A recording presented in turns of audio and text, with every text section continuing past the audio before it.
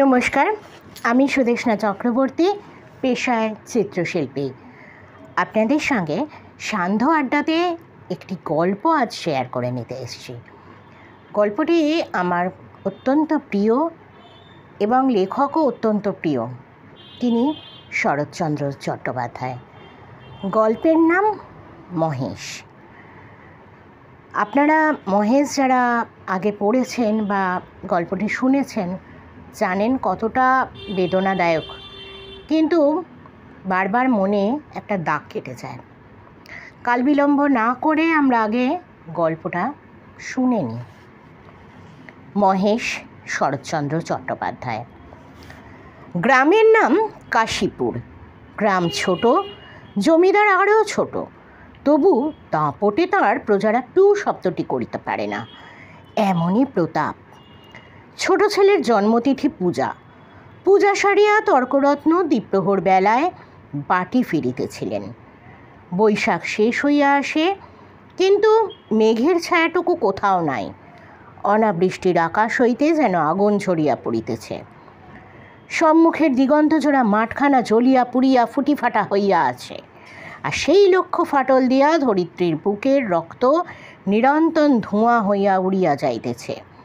অগ্নিশিখার মতো তাহাদের সর্পিল ঊর্ধ্বগতির প্রতি চাহিয়া থাকিলে মাথা ঝিমঝিম করে, যেন নেশা লাগে। ইহারই সীমানায় পথের ধারে গফুরজোলার বাড়ি।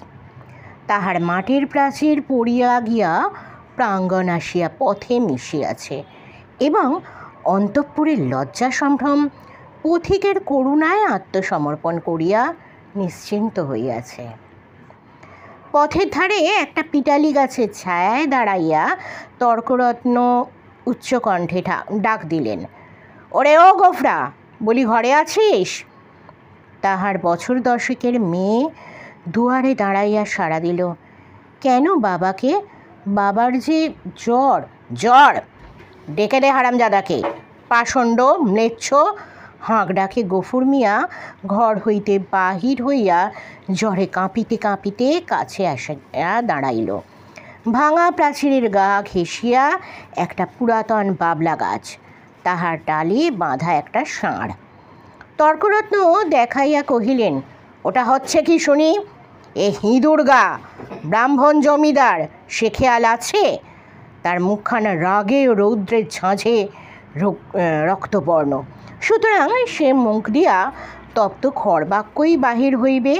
কিন্তু হেতুটা বুঝিতে না পারিয়া গফুর শুধু চাহিয়া রহিল। তর্করত্ন বলিলেন, সকালে যাবার সময় দেখে গেছি বাঁধা, দুপুরে ফেরবার পথে দেখছি তেমনই ঠায় বাঁধা। গোহত্যা হলে যে কর্তা তোকে জ্যান্ত কবর দেবে, সে বামুন নয়। কি করব বাবা ঠাকুর, বড় লাচারে পড়ে গেছি। কদিন থেকে গায়ে জ্বর, দড়ি ধরে যে দুখুটো খাইয়ে আনবো তা মাথা ঘুরে পড়ে যাই। তবে ছেড়ে দে না, আপনি চড়াই করে আসুক। কোথায় ছাড়বো বাবা ঠাকুর? লোকের ধান এখনো সব ঝাড়া হয়নি, খামারে পড়ে। খড় এখনো গাদি দেওয়া হয়নি। মাঠের আলগুলো সব জ্বলে গেল, কোথাও এক মুঠো ঘাস নেই। কার ধানে মুখ দেবে, কার গাদা ফেরে খাবে, কেমনে ছাড়ি বাবা ঠাকুর? তর্করত্ন একটু নরম হইয়া কহিলেন, না ছাড়িস তো ঠান্ডায় কোথাও বেঁধে দিয়ে দুয়াটি বিচুলি ফেলে দে না, ততক্ষণ চিবক। তোর মেয়ে ভাত রাঁধেনি, ফ্যানে জলে দে না, এক গামলা খাক। গফুর জবাব দিল না। নিরুপায়ের মতো তর্করত্নর মুখের পানে চাহিয়া তাহার নিজের মুখ দিয়ে শুধু একটা দীর্ঘশ্বাস বাহির হইয়া আসিল। তর্করত্ন বলিলেন, তাও নেই বুঝি? কি করলি খড়? ভাগে এবার যা পেলি সমস্ত বেচে পেটায় নম। গরুটার জন্যেও একাটি ফেলে রাখতে নেই, বেটা কসাই। এই নিষ্ঠুর অভিযোগ গফুরের যেন পাকরোধ হইয়া গেল। ক্ষণিক পর ধীরে ধীরে কহিল, কাহনখানে খড় এবার ভাগে পেয়েছিলাম, কিন্তু গ্যালোসনের বকেয়া বলে কর্তামশাই সব ধরে রাখলেন। কেঁদে কেটে হাতে পায়ে পড়ে বললাম, বাবুমশাই, হাকিম তুমি, তোমার রাজত্বি ছেড়ে আর পালাবো কোথায়? আমাকে 15 বিচুলি না হয় দাও। চালে খড় নেই, একখানি ঘর বাপ বেটিতে থাকি, তাও না হয় তালপাতার গোঁজা গাঁজা দিয়ে এই বর্ষাটা কাটিয়ে দেবো, কিন্তু না খেতে পেয়ে আমার মহেশ মরে যাবে। তর্করত্ন হাসিয়া কহিলেন, ইস, সাত করে আবার নাম রাখা হয়েছে মহেশ, হেসে বাঁচি নে। কিন্তু এ বিদ্রূপ গফুরের কানে গেল না। সে বলিতে লাগিল, কিন্তু হাকিমের দয়া হলো না। মাস দুয়েকের খোরাকের মতো ধান দুটি আমাদের দিলেন, কিন্তু বেবাক খড় সরকারের গাদা হয়ে গেল, ও আমার কুটোটি পেল না। বলিতে বলিতে কণ্ঠস্বর তাহার অশ্রু ভারী ভারী হইয়া উঠিল। কিন্তু তর্করত্নের তাহাতে করুণারোদয় হইল না। কহিলেন, আচ্ছা মানুষ তো তুই, খেয়ে রেখেছিস, দিবি নে? জমিদার কি তোকে ঘর থেকে খাওয়াবে নাকি? তোরা তো রামরাজত্বে বাস করিস, ছোট লোক কি না, তাই তার নিন্দে করে মরিস। গফুর লজ্জিত হইয়া বলিল, নিন্দে করব কেন বাবা ঠাকুর? নিন্দে তার আমরা করি নে, কিন্তু কোথা থেকে দিই বলো তো? বিঘে চারেক জমি ভাগে করি, কিন্তু উপরে উপরে 200 অজন্মা। মাঠের ধান মাঠে শুকিয়ে গেল, বাপ বেটিতে দুবেলা দুটো পেট ভরে খেতে পর্যন্ত পাইনে। ঘরের পানে চেয়ে দেখো, বৃষ্টি বাদলে মেয়েটাকে নিয়ে কোণে বসে রাত কাটাই, পা ছড়িয়ে শোবার ঠাঁই মেলে না। মহেশকে একটিবার তাকিয়ে দেখো, পাঁচড়া গোনা যাচ্ছে। দাও না ঠাকুরমশাই, কাহন 2 ধার, গরুটাকে 2 দিন পেট পুড়ে খেতে দিই। বলিতে বলিতেই সে ধপ করিয়া ব্রাহ্মণের পায়ের কাছে বসিয়া পড়িল। তর্করত্ন তীরবত্তু পা পিছাইয়া গিয়া কহিলেন, আমর ছুঁয়ে ফেলবি নাকি? না বাবা ঠাকুর, ছোবো কেন? ছোবো না, কিন্তু দাও এবার আমাকে কাহন 2 খড়। তোমার 4-4টে গাদা সেদিন দেখে এসেছি, এ কটি দিলে তুমি টেরও পাবে না। আমরা না খেয়ে মরি, খেতি নেই, কিন্তু ও আমার অবলা জীব, কথা বলতে পারে না, শুধু চেয়ে থাকে, আর চোখ দিয়ে জল পড়ে। তর্করত্ন কহিল, ধার নিবি? সুদবে কি করে শুনি? গফুর আশান্বিত হইয়া ব্যগ্রস্বরে বলিয়া উঠিল, যেমন করে পারি শুধবো বাবা ঠাকুর, তোমাকে ফাঁকি দেব না। তর্করত্ন মুখে এক প্রকার শব্দ করিয়া গফুরের ব্যাকুল কণ্ঠের অনুকরণ করিয়া কহিলেন, ফাঁকি দেব না, যেমন করে পারি শুধবো। রসিক নগর, যা যা সর, পছাড়, ঘরে যাই, বেলা বয়ে গেল। এই বলিয়া তিনি একটু মুচকিয়া হাসিয়া পা বাড়াইয়া সহসা সভয়ে পিছাইয়া গিয়া সক্রদে বলিয়া উঠলেন, আমর শিং নেড়ে আসেছে, গুঁতবে নাকি? গফুর উঠিয়া দাঁড়াইল। ঠাকুরের হাতে ফলমূল ও ভিজা চালের পুঁটলি ছিল, সেইটা দেখাইয়া কহিল, গন্ধ পেয়েছে, এক মুঠো খেতে চায়। খেতে চায় তা বটে, যেমন চাষা তার তেমনি বলদ, খড় জোটে না, চাল কলা খাওয়া চাই। নে নে, পর থেকে সরিয়ে বাঁধ, যে শিং কোন দিন দেখছি কাকে মুখ খুন করবে। এই বলিয়া তর্করত্ন পাশ কাটিয়া হন হন করিয়া চলিয়া গেলেন। গফুর সেদিক হইতে দৃষ্টি ফিরাইয়া ক্ষণকাল স্তব্ধ হইয়া মহেশের মুখের দিকে চাহিয়া রহিল। তাহার নিবিড় গভীর কালো চোখ দুটি বেদনা ও ক্ষুধায় ভরা। কহিল, তোকে দিলে না এক মুঠো? ওদের অনেক আছে, তবু দেয় না। না দিকে। তাহার গলা বুঝিয়া আসিল। তারপরে চোখ দিয়া টপ টপ করিয়া জল পড়িতে লাগিল। কাছে আসিয়া নীরবে ধীরে ধীরে তাহার গলায়, মাথায়, পিঠে হাত বুলাইয়া দিতে দিতে চুপি চুপি বলিতে লাগিল, মহেশ, তুই আমার ছেলে, তুই আমাদের 8 সন প্রতিপালন করে বুড়ো হয়েছিস, তোকে আমি পেট পুড়ে খেতে দিতে পারিনি, কিন্তু তুই তো জানিস তোকে আমি কত ভালোবাসি।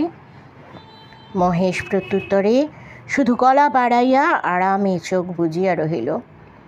গফুরের চোখের জল গরুটার পিঠের ওপর রগড়াইয়া মুছিয়া ফেলিয়া তেমনি অস্ফুটে কহিতে লাগিল, জমিদার মুখের খাবার কেড়ে নিলে, শ্মশানধারে গাঁয়ের যে গোচরটুকু ছিল তাও পয়সার লোভে জমাবিলি করে দিলে।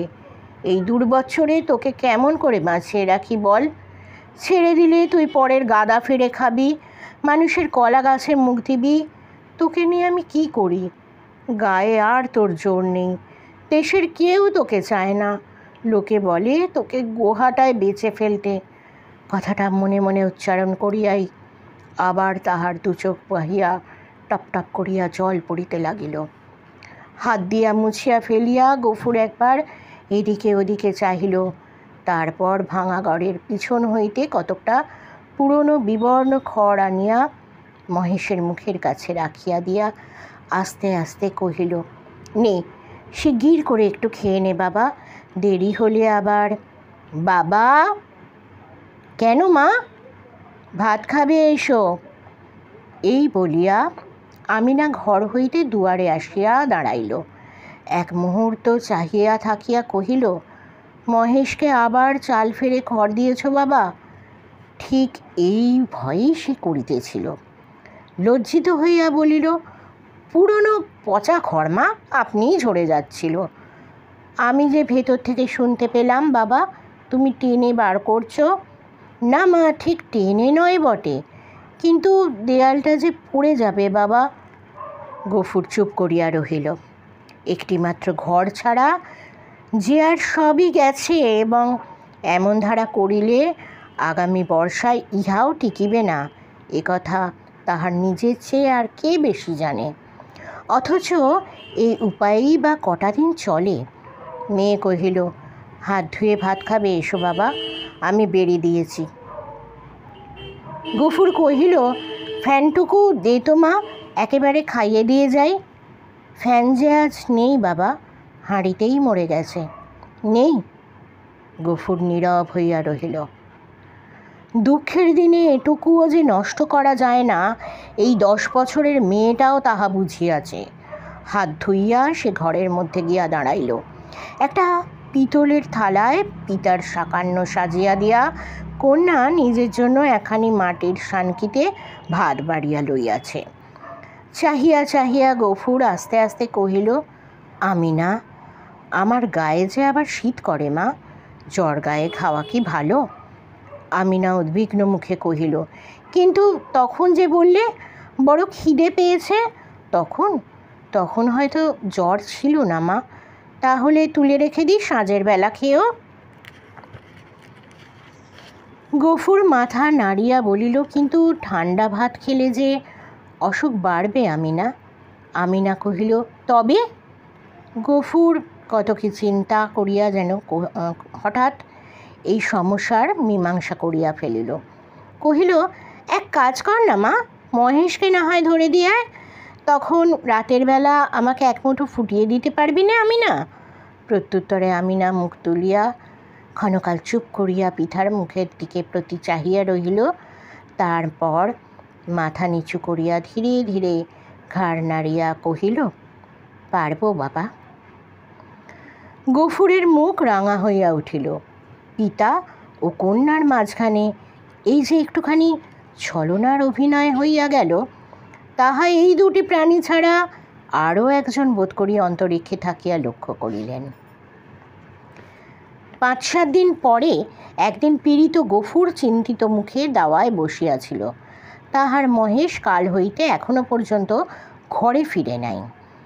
নিজে সে শক্তিহীন, তাই আমিনা সকাল হইতে সর্বত্র খুঁজিয়া বেড়াইতেছে। পরন্ত বেলায় সে ফিরিয়া আসিয়া বলিল, শুনেছ বাবা, মানিক ঘোষেরা মহেশকে আমাদের থানায় দিয়েছে। গফুর কহিল, দূর পাগলি। হ্যাঁ বাবা, সত্যি, তাদের চাকর বললে তোর বাপকে বলগে যা দরিয়াপুরের খোয়ারে খুঁজতে। কি করেছিল সে? তাদের বাগানে ঢুকে গাছপালা নষ্ট করেছে বাবা। গফুর স্তব্ধ হইয়া বসিয়া রহিল। মহেশের সম্বন্ধে সে মনে মনে বহু প্রকার দুর্ঘটনা কল্পনা করিয়াছিল, কিন্তু এ আশঙ্কা ছিল না। সে যেমন নিরীহ তেমনই গরিব, সুতরাং প্রতিবেশী কেহ তাকে এত বড় শাস্তি দিতে পারে এ ভয় তাহার হয় নাই। বিশেষত মানিক ঘোষ, গোব্রাহ্মণে ভক্তি তাহার এ অঞ্চলে বিখ্যাত। মেয়ে কহিল, বেলা যে পড়ে এলো বাবা, মহেশকে আনতে যাবে না? গফুর বলিল, না, কিন্তু তারা যে বললে 3 দিন হলেই পুলিশের লোক তাকে গোহাটায় বেচে ফেলবে। গফুর কহিল, ফেলুক কে? গোহাটা বস্তুটা যে ঠিক কী আমিনা তাহা জানিত না, কিন্তু মহেশের সম্পর্কে ইহের উল্লেখ মাত্রই তাহার পিতা যে কিরূপ বিচলিত হইয়া উঠিত, ইহা সে বহুবার লক্ষ্য করিয়াছে। কিন্তু আজ সে আর কোনো কথা না কহিয়া আস্তে আস্তে চলিয়া গেল। রাত্রের অন্ধকারে লুকিয়া গফুর বংশীর দোকানে আসিয়া কহিল, খুড়ো একটা টাকা দিতে হবে। এই বলিয়া সে তাহার পিতলের থালাটি বসিবার মাচার নিচে রাখিয়া দিল। এই বস্তুটির ওজন ইত্যাদি বংশীর সুপরিচিত। বছর দুয়েকের মধ্যে সে বারপাঁচেক ইহাকে বন্ধক রাখিয়া একটি করিয়া টাকা দিয়াছে। অতএব আজও আপত্তি করিল না। পরদিন যথাস্থানে আবার মহেশকে দেখা গেল। সে বাবলাতলা, সেই দড়ি, সেই খুঁটা, সেই তৃণহীন শূন্য আধার, সেই ক্ষুধাতুর কালো চোখের সজল উৎসুক দৃষ্টি। একজন বুড়া গোছের মুসলমান তাহাকে অত্যন্ত তীব্র চক্ষু দিয়া পর্যবেক্ষণ করিতেছিল। অদূরে একধারে দুই হাঁটু জড়ো করিয়া গফুর মিয়া চুপ করিয়া বসিয়াছিল। পরীক্ষা শেষ করিয়া বুড়া চাদরের খুঁট হইতে একখানি 10 টাকার নোট বাহির করিয়া তাহার ভাঁজ খুলিয়া বারবার মসৃণ করিয়া লইয়া তাহার কাছে গিয়া কহিল, আর ভাঙব না, এই পুরোপুরিই দিলাম, নাও। গফুর হাত বাড়াইয়া গ্রহণ করিয়া তেমনি নিঃশব্দেই বসিয়া রহিল। যে দুইজন লোক সঙ্গে আসিয়াছিল তাহারা গরুর দড়ি খুলিবার উদ্যোগ করিতেই কিন্তু সে অকস্মাৎ সোজা হইয়া উঠিয়া দাঁড়াইয়া উদ্ধত কণ্ঠে বলিয়া উঠিল, দড়িতে হাত দিও না বলছি, খবরদার বলছি, ভালো হবে না। তাহারা চমকিয়া গেল। বুড়া আশ্চর্য হইয়া কহিল, কেন? গফুর তেমনি রাগিয়া জবাব দিল, কেন আবার কি? আমার জিনিস, আমি বেচব না, আমার খুশি। এই বলিয়া সে নোটখানা ছুঁড়িয়া ফেলিয়া দিল। তাহারা কহিল, কাল পথে আসতে বায়না নিয়ে এলে যে, এই নাও না তোমাদের বায়না ফিরিয়ে।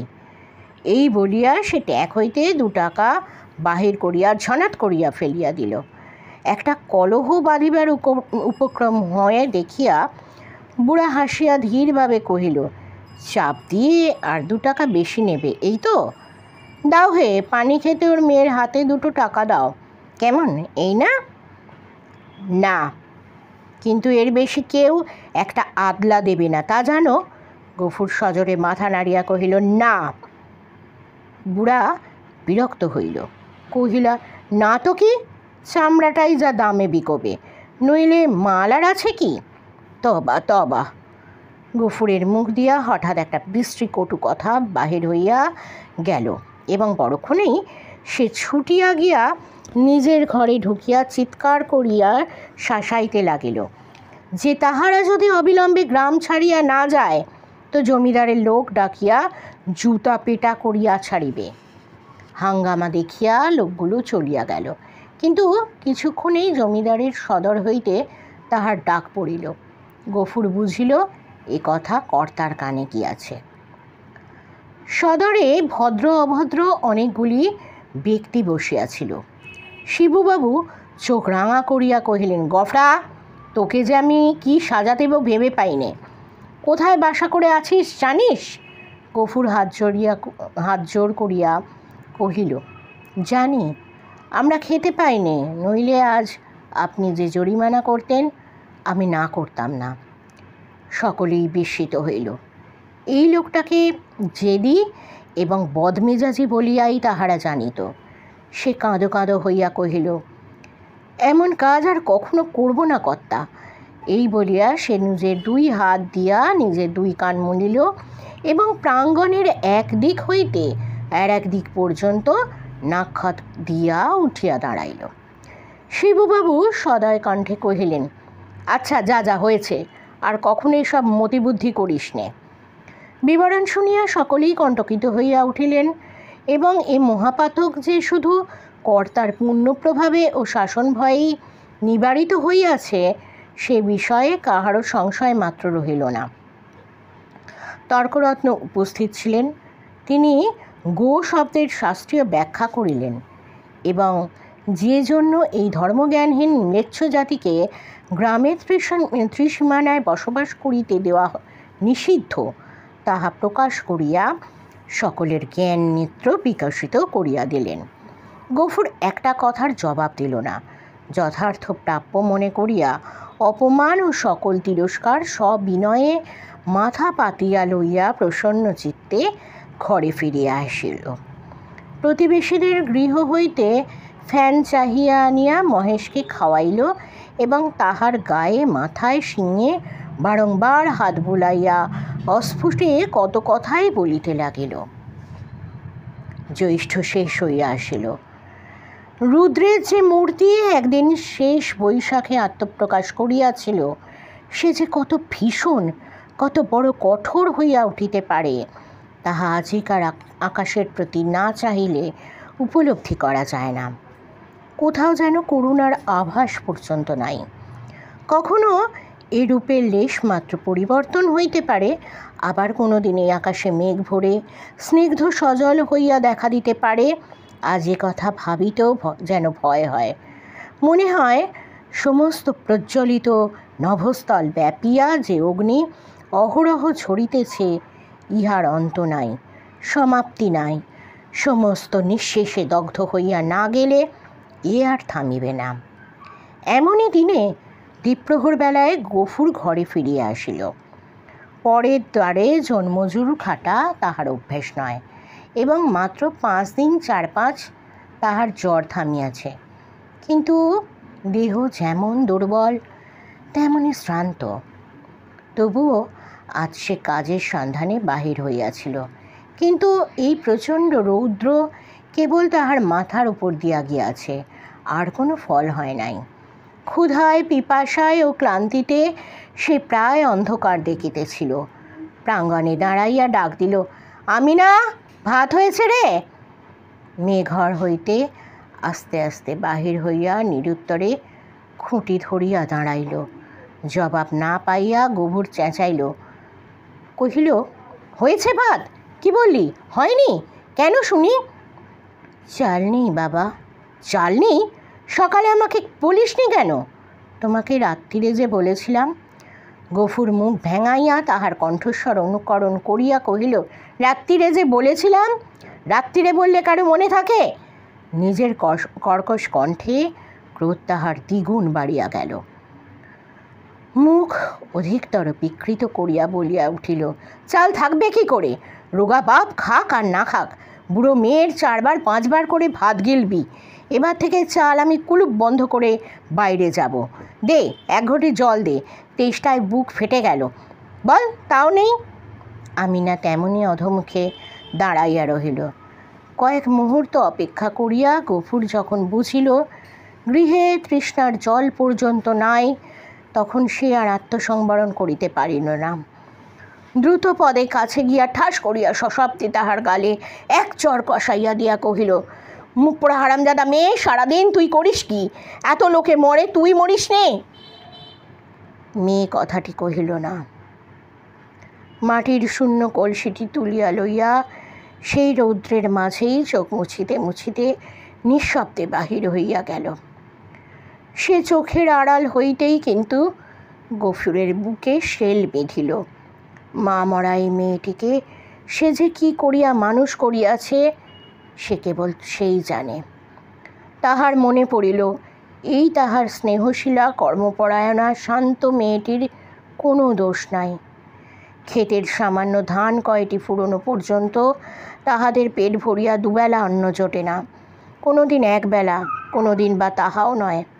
দিনে 5-6 বার ভাত খাওয়া যেমন অসম্ভব, তেমনি মিথ্যা, এবং পিপাসার জল না থাকার হেতুও তাহার অবিদিত নয়। গ্রামে যে 2-3টা পুষ্করিণী আছে তাহা একেবারে শুষ্ক। শিবচরণবাবুর খিড়কির পুকুরে যা একটু জল আছে তাহা সাধারণে পায় না। অন্যান্য জলাশয়ের মাঝখানে 2-1টা গর্ত খুঁড়িয়া যাহা কিছু জল সঞ্চিত হয়, তাহাতে যেমন কাড়াকাড়ি তেমনি ভিড়। বিশেষত মুসলমান বলিয়া এই ছোট মেয়েটা তো কাছেই ঘেঁষিতে পারে না। ঘণ্টার পর ঘণ্টা দূরে দাঁড়াইয়া বহু অনুনয় বিনয়ে কেহ দয়া করিয়া যদি তাহার পাত্রে ঢালিয়া দেয়, সেইটুকুই সে ঘরে আনে। এই সমস্তই সে জানে। হয়তো আজ জল ছিল না, কিংবা কাড়াকাড়ির মাঝখানে কেহ মেয়েকে তাহার কৃপা করিবার অবসর পায় নাই। এমনই কিছু একটা হইয়া থাকিবে নিশ্চয় বুঝিয়া তাহার নিজের চোখেও জল ভরিয়া আসিল। এমনই সময় জমিদারের পিয়াদা যমদূতের ন্যায় আসিয়া প্রাঙ্গণে দাঁড়াইল। চিৎকার করিয়া ডাকিল, গোফরা ঘরে আছিস? গফুর তিক্ত কণ্ঠে সাড়া দিয়া কহিল, আছি। কেন? বাবুমশা ডাকছেন, আয়। গফুর কহিল, আমার খাওয়া দাওয়া হয়নি, পরে যাব। এত বড় স্পর্ধা পিয়াদার সহ্য হইল না। সে কুৎসিত একটা সম্বোধন করিয়া কহিল, বাবুর হুকুম, জুতো মারতে মারতে টেনে নিয়ে যেতে। গফুর দ্বিতীয়বার আত্মবিস্মৃত হইল। সেও একটা দুর্বাক্য উচ্চারণ করিয়া কহিল, মহারানীর রাজত্বে কেউ কারো গোলাম নয়, খাজনা দিয়ে বাস করি, আমি যাব না। কিন্তু সংসারে এত ক্ষুদ্রের অত বড় দোহাই দেওয়া শুধু বিফল নয়, বিপদের কারণ। রক্ষা এই যে অত ক্ষীণ কণ্ঠ অত বড় কানে গিয়া পৌঁছায় না, না হইলে তাহার মুখের অন্ন ও চোখের নিদ্রা দুই ঘুচিয়া যাইত। তাহার পরে কি ঘটিল বিস্তারিত করিয়া বলিবার প্রয়োজন নাই। কিন্তু ঘণ্টাখানেক পরে যখন সে জমিদারের সদর হইতে ফিরিয়া ঘরে আসিয়া নিঃশব্দে শুইয়া পড়িল, তখন তাহার চোখ মুখ ফুলিয়া উঠিয়াছে। তাহার এত বড় শাস্তির হেতু প্রধানত মহেশ। গফুর বাটি হইতে বাহির হইবার পরে সেও দড়ি ছিঁড়িয়া বাহির হইয়া পড়ে এবং জমিদারের প্রাঙ্গণে ঢুকিয়া ফুল গাছ খাইয়াছে, ধান শুকাইতেছিল তাহা ফেলিয়া ছড়াইয়া নষ্ট করিয়াছে, পরিশেষে ধরিবার উপক্রম করায় বাবুর ছোট মেয়েকে ফেলিয়া দিয়া পলায়ন করিয়াছে। এইরূপ ঘটনাই প্রথম নয়, ইতিপূর্বে ঘটিয়াছে। শুধু গরিব বলিয়াই তাহাকে মাপ করা হইয়াছিল। পূর্বের মতো এবারও সে আসিয়া হাতে পায়ে পড়িলে হয়তো ক্ষমা করা হইত, কিন্তু সে যে কর দিয়া বাস করে বলিয়া কাহারও গোলাম নয় বলিয়া প্রকাশ করিয়াছে। প্রজার মুখের এত বড় স্পর্ধা জমিদার হইয়া শিবচরণবাবু কোনো মতেই সহ্য করিতে পারেন নাই। সেখানে সে প্রহার ও লাঞ্ছনার প্রতিবাদ মাত্র করে নাই, সমস্ত মুখ বুজিয়া সহিয়াছে। ঘরে আসিয়াও সে তেমনই নিঃশব্দে পড়িয়া রহিল। ক্ষুধা তৃষ্ণার কথা তাহার মনে ছিল না, কিন্তু বুকের ভেতরটা যেন বাহিরের মধ্যাহ্ন আকাশের মতোই জ্বলিতে লাগিল। এমন কতক্ষণ কাটিল তাহার হুঁশ ছিল না, কিন্তু প্রাঙ্গণ হইতে সহসা তাহার মেয়ের আর্তকণ্ঠ কানে যাইতেই সে সবেগে উঠাইয়া দাঁড়াইল এবং ছুটিয়া বাহির হইয়া আসিতে দেখিল আমিনা মাটিতে পড়িয়া বিক্ষিপ্ত ভাঙা ঘট হইতে জল ঝরিয়া পড়িতেছে। আর মহেশ মাটিতে মুখ দিয়া সেই জল মরুভূমির মতো যেন শুষিয়া খাইতেছে। চোখের পলক পড়িল না। গফুর দিকবিদিক জ্ঞান শূন্য হইয়া গেল। মেরামত করিবার জন্য কাল সে তাহার লাঙলের মাথাটা খুলিয়া রাখিয়াছিল, তাহাই দুই হাতে গ্রহণ করিয়া সে মহেশের অবনত মাথার উপরে সজোরে আঘাত করিল। একটিবার মাত্র মহেশ মুখ তুলিবার চেষ্টা করিল, তাহার পরেই তাহার অনাহার ক্লিষ্ট শীর্ণ দেহ ভূমিতলে লুটাইয়া পড়িল। চোখের কোণ বাহিয়া কয়েক বিন্দু অশ্রু ও কান বাহিয়া ফোঁটা কয়েক রক্ত গড়াইয়া পড়িল। বার দুই সমস্ত শরীরটা তাহার থরথর করিয়া কাঁপিয়া উঠিল। তারপরে সম্মুখ ও পশ্চাতের পা দুটা তাহার যত দূর যায় প্রসারিত করিয়া দিয়া মহেশ শেষ নিঃশ্বাস ত্যাগ করিল। আমিনা কাঁদিয়া উঠিয়া পড়িল, কি করলে বাবা, আমাদের মহেশ যে মরে গেল। গফুর নড়িল না, জবাব দিল না, শুধু নির্নিমেষ চক্ষে আর একজোড়া নিমেষহীন গভীর কালো চক্ষের পানে চাহিয়া পাথরের মতো নিশ্চল হইয়া রহিল। ঘণ্টা দুয়েকের মধ্যে সংবাদ পাইয়া গ্রামান্তের মুচির দল আসিয়া জুটিল। তাহারা বাঁশে বাঁধিয়া মহেশকে ভাগাড়ে লইয়া চলিল। তাহাদের হাতে ধারালো চকচকে ছুরি দেখিয়া গফুর শিহরিত হইয়া চক্ষু মুদিল, কিন্তু একটাও কথা কহিল না। পাড়ার লোকে কহিল, তর্করত্নের কাছে ব্যবস্থা নিতে জমিদার লোক পাঠিয়েছেন।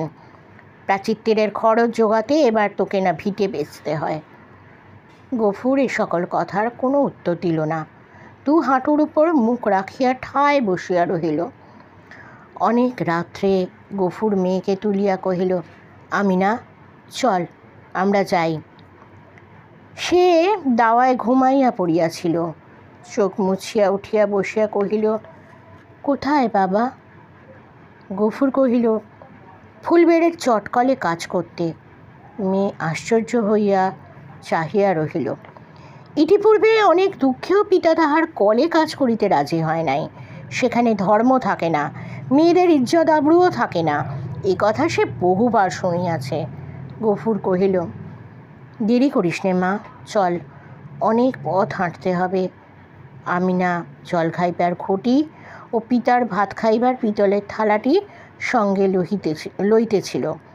গফুর নিষেধ করিল, ওসব থাক মা, ওতে আমার মহেশের প্রাচীর হবে। অন্ধকার গভীর নিশীথে সে মেয়ের হাত ধরিয়া বাহির হইল। এ গ্রামে আত্মীয় তাহার কেহ ছিল না, কাহাকেও বলিবার কিছু নাই। আঙিনা পার হইয়া পথের ধারে সেই বাবলাতলায় আসিয়া সে থমকাইয়া দাঁড়িয়া সহসা হু হু করিয়া কাঁদিয়া উঠিল। নক্ষত্র খচিত কালো আকাশে মুখ তুলিয়া বলিল, আল্লাহ, আমাকে যত খুশি সাজা দিও, কিন্তু মহেশ আমার তেষ্টা নিয়ে মরেছে। তার চড়ে খাবার এতটুকু জমি কেউ রাখেনি। যে তোমার দোয়া মাঠের ঘাস, তোমার দোয়া তেষ্টার জল তাকে খেতে দেয়নি, তার কসুর তুমি যেন কখনো মাফ করো না। কেমন লাগলো বন্ধুরা? অবশ্যই কমেন্ট বক্সে কমেন্ট করে জানাবেন। আমি তো গল্পটার মধ্যে হারিয়ে গিয়েছিলাম, হয়তো একটু আধটু ভুল ত্রুটিও হয়েছে, নিজ গুণে ক্ষমা করে দেবেন। এটা আমার খুবই প্রিয় একটি গল্প এবং আজও ঘটনাগুলো অনেকটাই বাস্তব। আমাদের সমাজে এখনও এই ধরনের ঘটনা ঘটে। আর ভিডিওটা ভালো লাগলে লাইক দিতে ভুলবেন না, আর চ্যানেলটাকে সাবস্ক্রাইব করে আমার পাশে থাকবেন। অল বাটনটা প্রেস করে দেবেন যাতে সব নোটিফিকেশান সবার আগে আপনার কাছে চলে আসে। আজ এই পর্যন্ত বলে শুভরাত্রি জানিয়ে বিদায় নিচ্ছি আমি সুদেষ্ণা। নমস্কার।